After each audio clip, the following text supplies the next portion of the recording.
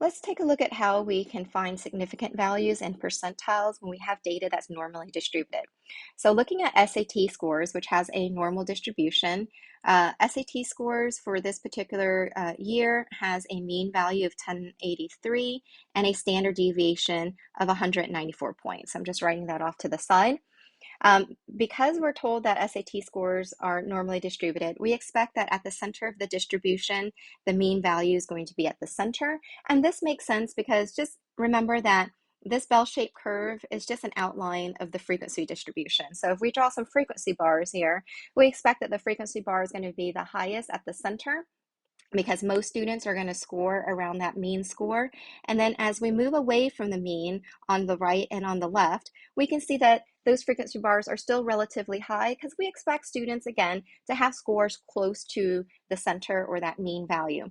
But as we move on the right side of this distribution, so as we take a look at scores that are higher and higher, further away from the mean on the right side, we see that these frequency bars get smaller and smaller because even though there are students who score higher than the average score, all right, not as many students are going to score that high. And then the students who have really, really high scores, again, those frequency bars are going to be really, really small because not that many students are going to score really high compared to the mean. And the same thing on the left-hand side here. There are going to be students who are going to score less than that average score. But if we talk about students who do really, really poorly on the SAT, the ones who have really, really low scores, we expect those frequency bars to also be very, very small. Okay, all right, so just real quickly before we answer these questions on this slide, let's remind ourselves of what SAT scores are 1, 2, and 3 standard deviations away from the mean. So I'm going to use the empirical rule here as well and talk about percentiles. Let's first take a look at SAT scores that are one standard deviation away from the center. So first of all, if we are at the center, then we expect that the Z score is going to be 0, meaning that an SAT score of a 1083 is 0 standard deviations away from the mean value.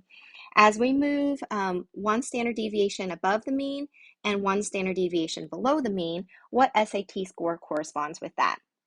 So we're going to use the standard deviation of 194 here, add and subtract that from 1083, and that gives us an SAT score on the right-hand side of 1277, which is 1 standard deviation above the mean.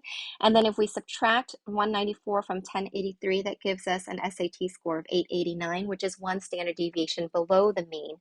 Now, according to the empirical rule says that we can approximate. So if we were to take a look at these frequency bars between 889 and 1277, right? Out of all the students who took the SAT score, according to the empirical rule, we can expect that approximately 68% of SAT scores are going to be scores between an 889 and a 1277, because those are scores that are 1 standard deviation away from the mean.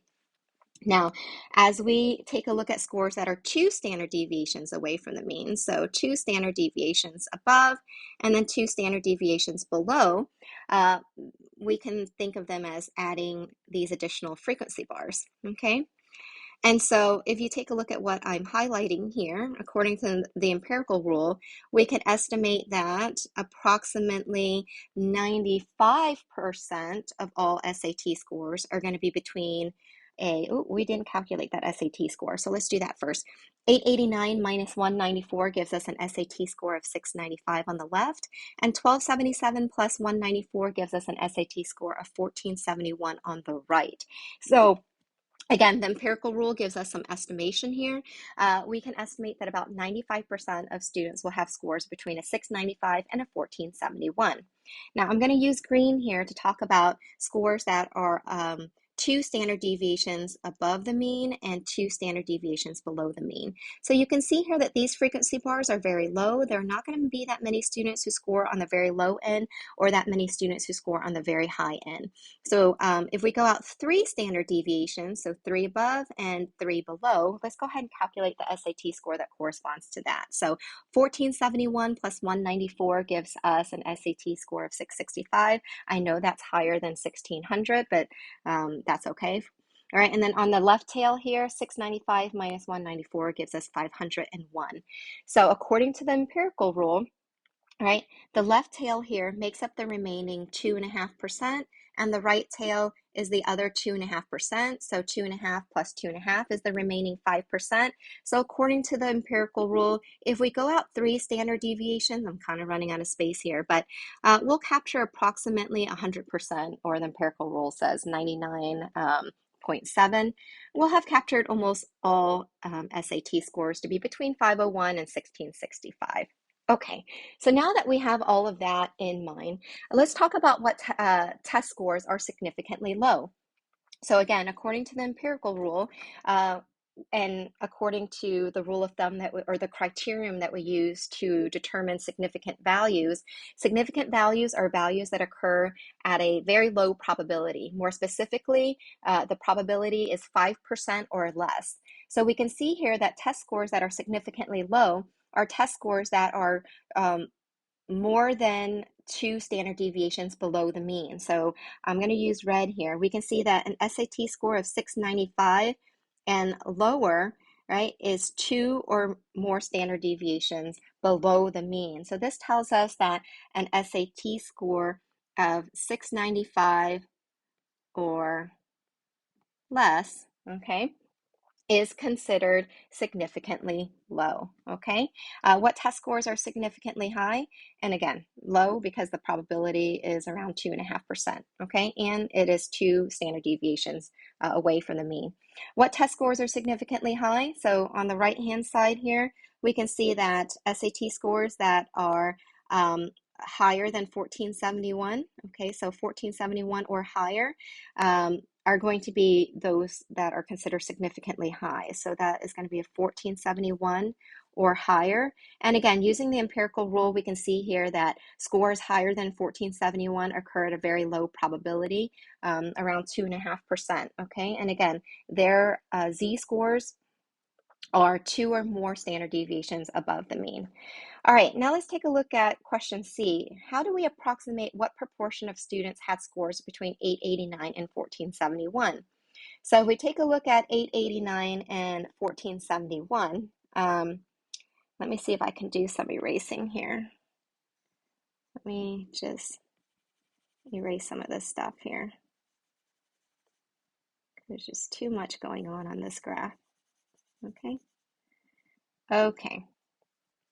All right, so if we take a look at this distribution and look at scores between 889, so 889 and 1471, we can see that between 889 and 1274, the empirical rule, so I'll use green here, the empirical rule says that that is already approximately 68% of SAT scores. And then if we take a look at between 1277 and 1471, okay, this gives us an additional 13.5%. So let me use a different color, blue. Okay, so this right here is another 13.5%. So if we add that to 68%, the empirical rule helps us approximate. So we can approximate that. So 68 plus 13.5%. Right, gives us about 81.5%. So we expect about 81.5% of SAT scores to be between 889 and 1471. We can use the empirical rule again to approximate for question D. What proportion of students had a score above a 1277? So let me use a different color here, red, 1277.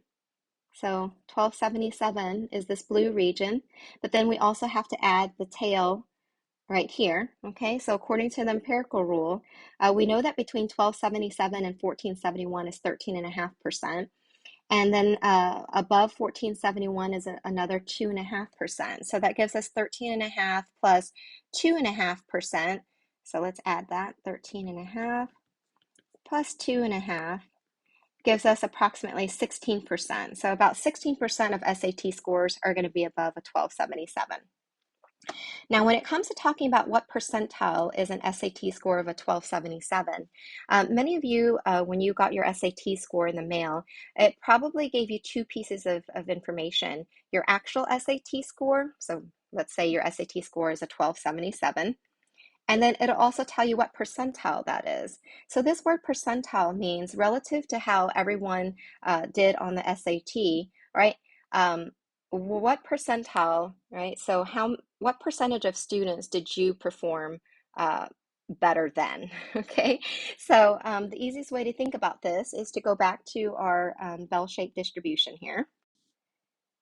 And let's take a look at where 1277 stands. So if we take a look at 1277, I know the screen is getting a little messy here with all these colors, but if we take a look at 1277, this is where it stands.